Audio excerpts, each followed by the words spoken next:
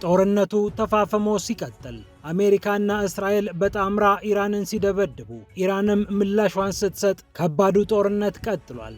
ኢራን ደግሞ በጠላቶቼ ላይ 1 ቶን ከሚመዝን ቦምብ በታች አልክም እያለች ትገኛለች። ከፍተኛ ክብደት ባላቸው የጦር መሳሪያዎች እንዲሁም ሚሳኤሎች ጠላቶቼን እደበድባለሁ እያለች ነው ኢራን የሆርሙዝ ሰርጥን ጥርቅም አድርጌ እዘጋለሁ ካለች በኋላ በባህሩ ላይ ጸረ መርከብ ፈንጂዎችን እየጠመደች መሆኑን ሲኤንኤን እና ሌሎች ዓለም አቀፍ መገናኛ ብዙሃን ከዘገቡ በኋላ አሜሪካም ጸረ መርከብ ፈንጂዎችን የምታጓጉዝባቸውን የተለያዩ የጦር ጀልባዎች አውድሜባታለሁ ካለች በኋላ አሁንም ኢራን ቤት ከፍተኛ ክምችት እንዳለ እየተነገረ ይገኛል። በሺዎች የሚቆጠሩ ጠባቡን ሆርሙዝ ሰርጥ መዝጋት የሚችሉ ፈንጂዎች እንዳሉ ተሰምቷል። ቀጣዩ ጊዜ ይበልጥ አስፈሪ ሆኗል። ለመሆኑ ኢራን ምን ያህል ጸረ መርከብ ፈንጂዎችን በባህሩ ላይ መጥመድ ትችላለች? ክምችቷ ምን ያህል ነው? እነዚህ የባህር ላይ ፈንጂዎችስ ምን አይነት ጥቃት ሊያደርሱ የሚችሉ ናቸው? እንመለከተዋለን። ይህ እንዳለ ሆኖ እስራኤል ለቀጣዩ ጊዜ ለመዘጋጀት ብላ በቀይ ባህር ሚስጥራዊ የጦር ቤዝ ለመመስረት እያቀደች መሆኑ ተሰምቷል። በተለይ ጦርነቱ ተስፋፍቶ ሁቲዎችም በቀጥታ የሚገቡበት ከሆነ እስራኤል በቀይ ባህር ዙሪያ ደበቅ ብዬ ሚሳኤል የምጥልበት የሚወረወረውንም የማከሽፍበት የጦር ቤዝ ያስፈልገኛል ብላ በጥድፊያ ወደ ሥራ መግባቷን ብሉምበርግ ዘግቧል። ቀውሱ ቀይ ባህርንና ቀጠናውን ይበልጥ እየተጠጋው ፍሙም እየደረሰው መጥቷል። በሌላ በኩል ጦርነቱ እንዴት ይቆማል የሚለው ጉዳይ አሁንም ማወያየቱ አልቀረም። በጦርነቱ ላይ አሜሪካና አጋሮቿ የሚከተሉት ቀጣይ ስልትስ ምንድነው? አሁንም ጭቅጭቅ ፈጥሯል። የእስራኤሉ የመከላከያ ሚኒስትር ለኢራኑ ጦርነት የመደብነው የጊዜ ገደብ የለም፣ የልባችን እስኪሞላ ድረስ ፍልሚያው ይቀጥላል እያሉ ይገኛሉ። የአሜሪካው ፕሬዝዳንት ዶናልድ ትራምፕ ደግሞ በአብዛኛው እኮ ጨርሰነዋል፣ ጥቂት ሳምንታት ያስፈልጉናል የሚሉ እርስ በርሳቸው የሚቃረኑ አስተያየቶችን እየሰጡ ይገኛሉ። ታዲያ በዚህ መሃል የአሜሪካ ሴናተሮች ከፍተኛ ስጋት ውስጥ ወድቀዋል። ስጋት ውስጥ የገቡበት ዋነኛው ጉዳይ ደግሞ የአሜሪካው ፕሬዝዳንት ዶናልድ ትራምፕ የጦርነቱ መልክ አላምር ካላቸውና ጦርነቱ ሊራዘም ይችላል ብለው ከሰጉ ወታደሮቻቸውን ወደ ኢራን ሊልኩ ይችላሉ የሚል ስጋት ነው እነዚህ ሴናተሮች ያደረባቸው። ሴናተሮቹ የፔንታገን ባለስልጣናትም ሆኑ የትራምፕ አስተዳደር ሰዎች ግልጽ ምላሽ እየሰጡን አይደለም፣ የአሜሪካ ጦር እግረኛ ሰራዊት ወደ ኢራን የሚገባበት እድል እንዳለ እየጠረጠርን ነው ብለዋል። ጉዳዩን እንመለከተዋለን። የአሜሪካው ፕሬዝዳንት ዶናልድ ትራምፕ ደግሞ ከሰሜን ኮሪያ መማር አለብን፣ ሰሜን ኮሪያን ተዘናግተን በስምምነት ሰበብ የኒውክሌር ቦምብ አስታጥቀናታል፣ ኢራን ይህንን እድል እንድታገኝ አልፈልግም እያሉ ይገኛሉ። ታሪካዊውን አጋጣሚ እንመለከታለን። ፒያሳ ኔትወርክን ስትከታተሉ ሁሉንም በጥልቀት ታገኛላችሁ። ፒያሳ ኔትወርክን ሰብስክራይብ፣ ላይክ እና ሼር በማድረግ የፈጣን የተአማኒና የጥልቅ ዘገባዎች ቤተሰብ ሁኑ ስንል በአክብሮት ጋብዘናል። አሁን ወደ ጉዳዮቻችን አለፍን።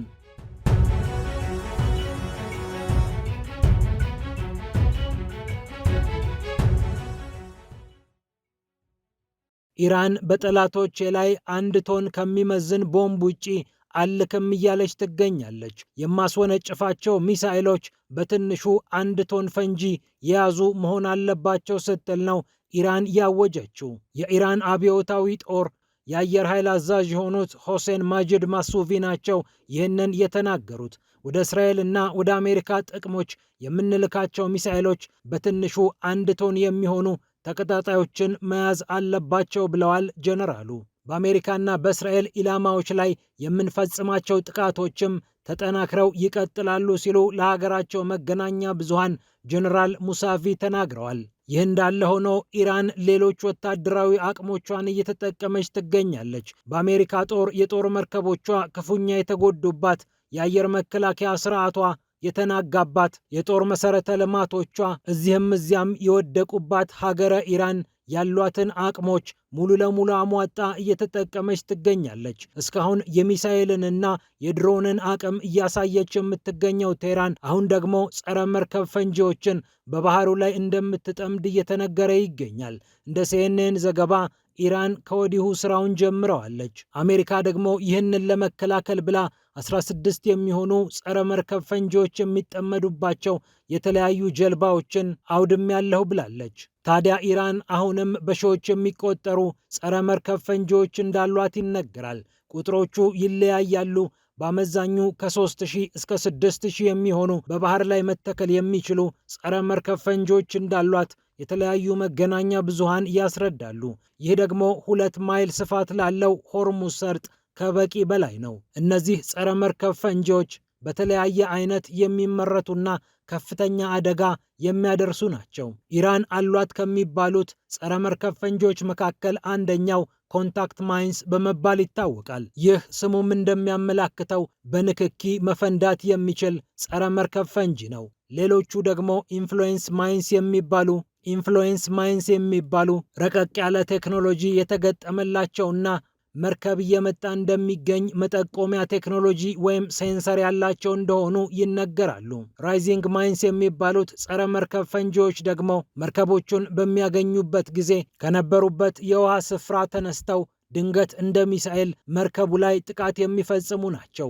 ሊምፔት የተባሉት ጸረ መርከብ ቴክኖሎጂዎች ደግሞ በመርከቦች ላይ ተለጥፈው ከፍተኛ ጉዳት የሚያደርሱ ናቸው። ኢራን እነዚህን ፈንጂዎች ወደ ባህሩ ለመጣል ወይም መርከቦች እንዳይተላለፉ ለማድረግ አነስተኛ ጀልባዎችን ጨምሮ የተለያዩ የጀልባ አይነቶችን ልትጠቀም እንደምትችልም ይነገራል። ጠባቡን የሆርሙዝ መተላለፊያ ኢራን በእንዲህ አይነት መንገድ ከዘጋች በኋላ እነዚህን ፈንጂዎች መቆጣጠር በጣም ከባድ እንደሆነ ይነገራል። አንደኛ ፈንጂዎቹ በቀላሉ የሚታዩ ባለመሆናቸው ነው። እንዲሁም ውሃ ላይ ከተጠመዱ በኋላ እነርሱን ማጽዳት የረጅም ጊዜ ስራ ሊጠይቅ ይችላል። በዚህም ምክንያት ኢራን በሆርሙዝ ላይ ያላትን አለቃነት የበለጠ የምታሳይበት እድል አለ። ይሁንና መደበኛ ጦሯ ከፍተኛ ድብደባ እየተፈጸመበት ይገኛል።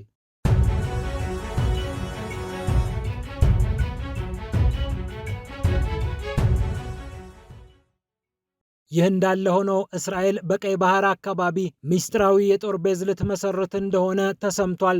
እንደ ብሉምበርግ ዘገባ እስራኤል በአጣዳፊ ሁኔታ ነው ይህንን የጦር ቤዝ ለመገንባት እያሰበች ያለችው። ዓለም ብዙም ሳይሰማ እስራኤልም ብዙም ሳታውጅ ይህንን ሚስጥራዊ የጦር ቤዝ በቀይ ባህር ቀጠና የመትከል እቅድ እንዳላት ብሉምበርግ ዘግቧል። በተለይ የኢራን ጦርነት እየገፋ ባለበት ሰዓት ሁቲዎች ለጊዜው ጥቃት ከመፈጸም ቢቆጠቡም በቀጣይ ምዕራፎች ላይ መዋጋታቸው እንደማይቀር ይጠበቃል። በቀይ ባህር አካባቢ የሚርመሰመሱ መርከቦችን አትሄዱም ብለው በሚሳኤልና በድሮን ሰቅዘው ከመያዝም ባለፈ በእስራኤል ላይ ድብደባ መፈጸማቸው አይቀርም። ስለዚህም ድብደባው ሲፈጸም የመከላከል ስራ ለመስራትም ሆነ የሁቲዎቹን ጥቅሞች ለመምታት እስራኤል በቀይ ባህር አካባቢ የበለጠ መገኘት እንዳለባት ተሰምቷታል። በህንድ ውቅያኖስና በቀይ ባህር አካባቢ ልዩ የጦር ቤዝ ማቋቋም ደግሞ ለዚህ እንደ መፍትሄ ተደርጎ ተወስዷል። እስራኤል በታህሳስ ወር እውቅና የሰጠቻት ሶማሌላንድም ይህንን ለመፍጠር ትልቅ አቅም እንደምትሆን ይነገራል። ነገር ግን ሌሎች አማራጮችንም የምታይበት እድል እንዳለ መታሰቡ አልቀረም። ያም ሆነ ይህ ከሶማሌላንድ ጋር ልዩ ስምምነት በመፍጠር በቀይ ባህርና በህንድ ውቅያኖስ ዙሪያ ሳትቀደም ለመቅደም የጦር ቤዟን የምትተክልበትን መንገድ እያመቻቸች ነው ተብሏል።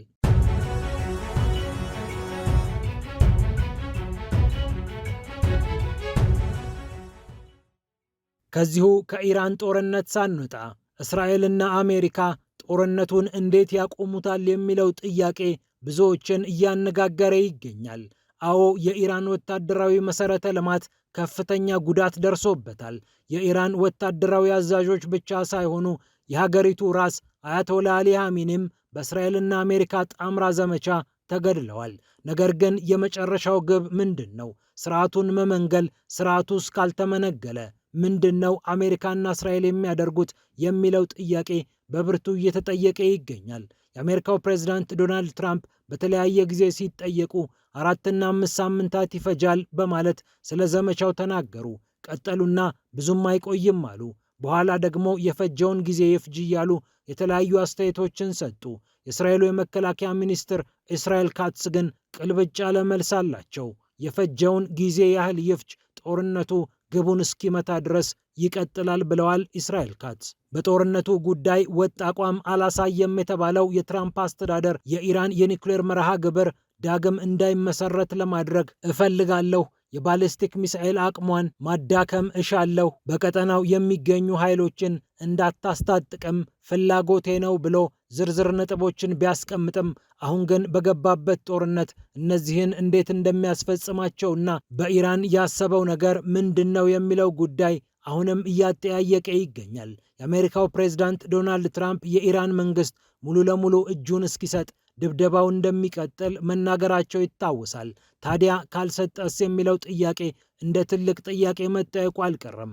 ለዚህም ነው የአሜሪካ ሴናተሮች ግራ የተጋቡት። በተለይ በምክር ቤቱ ያሉ የዴሞክራቲክ ፓርቲ አባላት በጉዳዩ ላይ ግራ መጋባታቸውን ለመገናኛ ብዙሃን ተናግረዋል። በምክር ቤቱ የወታደራዊ ጉዳዮች ኮሚቴ ስብሰባ ነበር። እነዚህ ሴናተሮች ይህንን ስብሰባ ከተከታተሉ በኋላ ብዥታ ተፈጥሮባቸው ነው ከአዳራሹ የወጡት። ሴናተር ሪቻርድ ብሉሜንታልም ይህንን ነው የተናገሩት። ከነበረን ቆይታ እንደተረዳሁት የአሜሪካ አስተዳደር ወታደሮቻችንን ወደ ኢራን የሚልክበት እድል ሰፊ መሆኑን ነው። በተሰጠው ምላሽ አልረካውም፣ ተበሳጭቻለሁ በማለት ብሉሜንታል ተናግረዋል። የአሜሪካ ሕዝብ ልጆቹ ወደ ኢራን የሚሄዱበት ከሆነ በግልጽ ማወቅ አለበት። በአጠቃላይ በጦርነቱ ዙሪያ በቂ መረጃ ለሕዝቡ ሊሰጠው ይገባል በማለት ሴናተሩ ተጨማሪ አስተያየቶችን ሰጥተዋል። ሌላኛዋ የዴሞክራቲክ ፓርቲ ሴናተር ጄን ሻሂን በበኩላቸው የትራምፕ አስተዳደር ለሚጠየቀው ጥያቄ ግልጽ ያለ ምላሽ እየሰጠ አይደለም ብለዋል። ስለዚህም ግራ ተጋብተናል ሲሉ መልሰዋል። የአሜሪካው ፕሬዝዳንት ዶናልድ ትራምፕ የአሜሪካ ጦር በኢራን የሚገባበት እድል አለው ተብለው ሲጠየቁ በጣም ጥሩ ምክንያት ካገኘን ብቻ ይሆናል ማለታቸውም ይታወቃል። ከዚያ ቀደም ግን የኢራንን ወታደራዊ መሰረተ ልማት ለጉድ አውድመነዋል እኮ በማለት ተናግረው እንደነበርም የሚታወቅ ነው። በሌላ በኩል ደግሞ የአሜሪካ መገናኛ ብዙሃን አሜሪካ ኮማንዶዎቿን ልካ ኢራን ያበለጸገችውን ዩራኒየምን የመረከብ ፍላጎት አላቸው ሲሉ መዘገባቸውም የሚታወስ ነው። 8 የአሜሪካ ወታደሮች የሞቱበት ከ140 በላይ የአሜሪካ ወታደሮችና ድጋፍ ሰጪ ሰራተኞች ጉዳት እንደደረሰባቸው በተነገረበት በዚህ ጦርነት አሜሪካ ብዙ ዋጋ እየከፈለች እንደሆነ ሲነገር ቆይቷል። አሁን ከ6 ቢሊዮን ዶላር በላይ ያለፈው የፔንታገን ወጪም አሳሳቢ ሆኗል።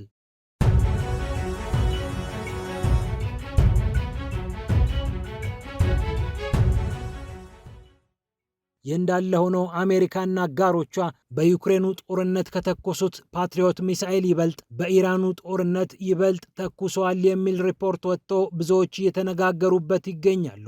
የአሜሪካ አጋር የሆነችው እና የኔቶን ጥቅም ለማስጠበቅ ከግዙፏ ሩሲያ ጋር ፍልሚያ ውስጥ የገባቸው ዩክሬን በኪየቭና በአካባቢው የጠመደችውን ፓትሪዮት የአየር መከላከያ ስርዓት ከ600 ጊዜ በላይ እንዲተኩስ አድርገዋለች። ፓትሪዮት ሚሳኤሎቹ በሰማይ ላይ ለተወረወሩ የሩሲያ በራሪዎች ምላሽ ሲሰጡም ከርመዋል። እርግጥ ነው ዋና ዋናዎቹ ፓትሪዮቶች ኪየቭን እንደሚጠብቁ ይታወቃል። ሆኖም በ3 ቀናት ውስጥ 800 የሚሆኑ የፓትሪዮት ሚሳኤሎች በመካከለኛው ምስራቅ እንደተተኮሱ ነው ሪፖርቶች ያመላከቱት። ይህ ማለት ከፍተኛ ወጪ ወጥቷል። በቢሊዮን የሚቆጠሩ ዶላሮች ለፓትሪዮት ሚሳኤሎቹ ፈሰስ ተደርጓል ማለት ነው። ይሁንና አሜሪካ በጦርነቱ አምርራ ቀጥላበታለች። የአሜሪካው ፕሬዝዳንት ዶናልድ ትራምፕ በሰሜን ኮሪያ ላይ የሰራነውን ስህተት በኢራን ላይ መድገም የለብንም በሚል ስሌት ነው እየተንቀሳቀሱ የሚገኙት። ታሪክ እንደሚነግረን መስከረም 1994 እንደ አውሮፓውያን አቆጣጠር ላይ ፕሬዝዳንት ቢል ክሊንተን ሰሜን ኮሪያን ማጥቃት ፈለጉ። ዮንግቢዮን የተባለውን የኒውክሌር ማዕከል ለመምታትም ወታደራዊ ዕቅድ እንዲመጣላቸው አደረጉ። ጉዳዩን እየተመለከቱ ባሉበት ሰዓት ግን ዲፕሎማሲ መፍትሄ እንደሆነ ተነገራቸው። እናም ጂሚ ካርተርን የቀድሞውን የአሜሪካ ፕሬዝዳንትን ወደ ፒዮንግያንግ ልከው ከኪም ኢልሱንግ ከሀገሪቱ መሪ ጋር አፈራረሟቸው። የሲኤንኤን ዘጋቢዎች ጭምር ቦታው ድረስ ተገኝተው ጉዳዩ በቀጥታ ስርጭት እየታየ አሜሪካና ሰሜን ኮሪያ ተፈራረሙ ተባለ። ቢል ክሊንተንም ደስ አላቸው። ይሁንና ሰሜን ኮሪያ በኋላ በሚስጥር የኒውክሌር ልማቷን ቀጠለችበት። የምታበለጽገውን ዩራኒየም የበለጠ ከፍ እያደረገችው መጣች። ጆርጅ ደብሊው ቡሽ ፕሬዝዳንት በሆኑበት 2002 እንደ አውሮፓውያን አቆጣጠር ላይ ስምምነቱ ፈረሰ። የወቅቱ የአሜሪካ ፕሬዝዳንት ጆርጅ ቡሽ ሰሜን ኮሪያን ለመደብደብ ፍላጎት ቢኖራቸውም ጦራቸው በኢራቅና በአፍጋኒስታን ተወጥሮ ጸረ ሽብር ዘመቻ ብሎ በመላው ዓለም ከዚህም ከዚያም እየተናነቀ ባለበት ሰዓት ድብደባውን መፈጸሙን ለጊዜው ማቆየት ፈለጉ። በ2006 ግን ሁሉም ነገር አከተመ። ሰሜን ኮሪያ የቦምቡ ባለቤት ሆነች። እናም ትራምፕ ይህንን መንገድ መሄድ አይፈልጉም። ዲፕሎማሲ እየተባለ ጠላቶቻችን ብዙ ነገር ታጥቀዋል፣ ባጭሩ መቅጨት ባለብን ሰዓት መቅጨት አለብን ብለው ነው ትራምፕ ኢራን ላይ ዘመቻውን የከፈቱት። እርግጥ ነው ኢራን በአደባባይ እንደምትናገረው የኒውክሌር መርሃ ግብሯ በማያወላዳ መልኩ ለሰላማዊ አገልግሎት ብቻ የሚውል ነው። በትራምፕ ቤት ግን ይህ አይታመንም። ልክ እንደ ሰሜን ኮሪያ ሁሉ አዘናግታ ዩራኒየሟን የበለጠ አበልጽጋ የኒውክሌር ቦምብ ባለቤት ልትሆን ትችላለች።